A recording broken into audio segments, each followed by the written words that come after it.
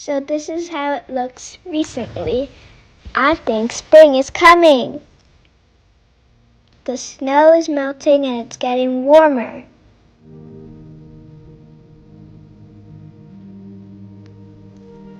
I can see lots of grass and it looks kinda fresh.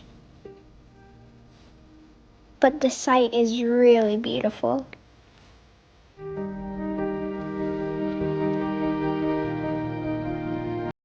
If you're staying home, you should probably go outside and enjoy the outdoors. See, look, the ice is really melting.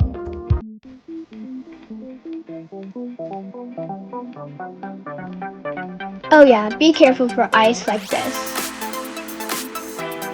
Also be careful for the water. Some of them are really deep and like this place it looks so flooded. So be careful. It even leaves footprints.